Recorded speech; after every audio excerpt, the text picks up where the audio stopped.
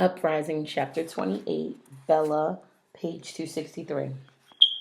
It was another long winter. One night, after slogging through icy slush all the way home, after peeling off wet boots and trying to warm numb fingers over a stove that seemed incapable of putting out any heat, Bella mumbled, "It's the worst. It's worse this year, isn't it?"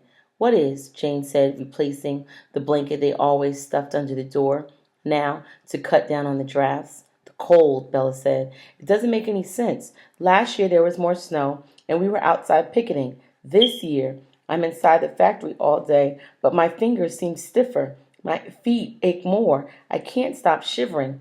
"It's because last year we had hope," Yetta said, "because of the strike. What's there to hope for now?" "Spring," Bella said. Rahel's baby to come. You to save enough money to bring your family over from Russia. Jane to save enough money for college. Pietro to come back. Rocco to finally finish paying off his debt. Jacob to try again to ask you out dancing. The union to be strong again." "Oh, Bella, those things are all so far off," Yetta said. "Or impossible. Or things I don't even care about." She slammed down the pot onto the stove. "Don't you ever want to have everything right now? Not to spend your whole life wishing for someday?" Bella looked from Yetta to Jane, really peering at them as if she wanted to memorize every detail. Jane's pale porcelain skin, Yetta's wind-chapped cheeks, their thin, wind-whipped hair, their eyes rimmed from red from the icy, sooty air of the winter. Her dear, dear friends, so cold and beaten down. "You're right," she said. She backed away from the stove. She hadn't bothered removing her coat when she'd come in, so she didn't have to put it back on now. She did have to shove her feet back into her wet shoes. I'll be right back." The wintry blast almost knocked her over as she struggled out the front door. She lifted the collar of her coat against the wind, thinking, "Isn't that something we can be grateful for now? Isn't there something we could be grateful for now, Yetta? That this winter we actually have coats, but coats were like food, a basic need. Don't you want more out of life than potatoes and bread?" Yetta had asked her all those months ago, and Bella did. The longer she was in America, the more Bella longed for. She passed peddlers hunched against the wind, selling hot chestnuts and hot rolls straight from the bakery, and hot potatoes wrapped and kept warm in ashes. She smells The smell swirled around her, and her stomach growled, but she kept walking. She needed to go where the rich people shop, so she slipped onto a trolley. She felt so extravagant placing her nickel into the slot, extravagant and scared, because she wasn't used to getting around in the city by herself. Before, she'd always had Yetta and Jane, and before that, Signor Luciano or Nico or Pietro. She sat up straight in her seat and fixed the people around her with her determined stare, and nobody bothered her. She waited until the conductor called out Fifth Avenue, and then she stepped back down to the frozen street. She was glad she hadn't had to rely on reading signs. She was getting better at puzzling out letters and words. But she still had a long, long way to go. Now she ignored the signs and just looked in the shop windows until she came to one displaying a huge bouquet of daisies and carnations and all sorts of other glorious blooms that had no right to exist in the wintertime. Bella wasn't used to shopping in stores, only at peddlers' carts, but she boldly pushed her way through the door. "Yes," the woman behind the counter asked, raising her eyebrows disdainfully. "Roses," Bella said. "Do you have any roses?" The woman pointed as if her words were wasted on someone as poor as Bella. There was only one rose in a vase off to the side that had obviously contained many more roses earlier that day.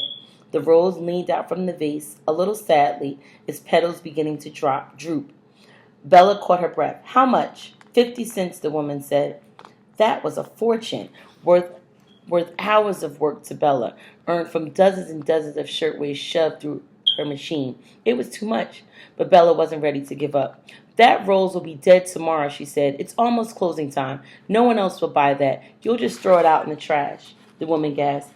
"So you think I should give it to you just like that? This isn't charity. We're a fine establishment, not meant for riffraff like you." She gave a short, cruel laugh. "If you want that rose so much, come back tomorrow and get it out of the trash." Bella kept her head high, though her cheeks burned. 10 cents, she said. She had to concentrate very hard to come up with understandable English. "I'll buy it for 10 cents." Another woman came out of the back of the store, an older lady with a willowy frame and elegant gray hair. The store clerk complained to the older lady. Can you believe someone like that has come into our store and she's trying to barter for our flowers? Shall I call the police? The gray-haired lady looked at Bella. Bella stood frozen, poised to run if the clerk picked up the phone to call the police. Sell her the rose, the gray-haired lady said. 5 cents. Bella couldn't believe her good fortune. She would have been content to pluck her nickel down on the counter, grab the rose, and run away. But the gray-haired lady insisted on wetting a cloth and gently wrapping it around the stem, instructing Bella, now place this in water as soon as you get home. Bella nodded dumbly, her English abandoning her entirely. Bella sheltered the rose inside her coat all the way down the street, on the trolley back to her tenement. When she reached the apartment, Yetta and Jane sprang at her, crying out, "Where have you been? And we were so worried." Bella fended them off. Just wait to see," she said, opening her coat slowly, drawing out the rose. Yetta and Jane fell silent. Bella placed the rose in the same glass they'd once used for storing the artificial roses from Rahel's destroyed hat.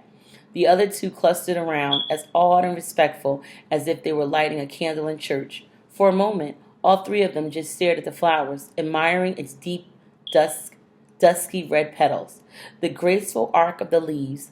Then Yetta broke the silence. "You went out in a snowstorm to buy a flower?" she asked. "You spent money on a rose?" "You wanted something to happen now," Bella said. "And you," she turned towards Jane, "you wanted real flowers, not fake. So she gestured at the rose as if its beauty could speak for itself. "Well, thank you, but," Jane cleared her throat, "I can live without fresh flowers in December. I've discovered there are lots of things I can live without. You should have kept your money for yourself. Do you want me to pay you back?" "And me?" offered Yetta. "No, no," Bella said. She wanted her friends to understand. Yetta, you are saving for your family, and Jane, you are saving for college in Europe. And me, there is nothing for me to save for, so I can pay for nows, because we are not so poor that we cannot have anything. I cannot buy roses every night, but sometimes roses may be tickets to the Nickelodeon, and maybe next summer that Coney Island place I keep hearing about." It was just like she conjured up a spell on the icy room. Like the rose was a magic wand. Both her friends had dazed, slightly dreamy expressions on their faces. Even Yetta was speechless for once. "So tonight we are Camari di Triangle e Rosa," Bella finished. For the rest of the evening, they gathered around the rose as if it was a roaring fire. They stared at the rose while they ate potatoes and pickled herring, while Jane read to them from the newspaper they found frozen onto the sidewalk and carefully thawed out over the stove, while Bella told the story again and again of going in search of the rose and standing up to the surly sales clerk. In her retelling, the clerk practically grew fangs and horns. The gray-haired lady all but swooped in with wings and a halo, and her friends laughed and laughed and laughed and told her again and again how brave she'd been. In the morning, the rose was frozen, its stem caught in ice. Bella spread the petals across the kitchen table to dry out, and all three of them tucked petals into their pillowcases.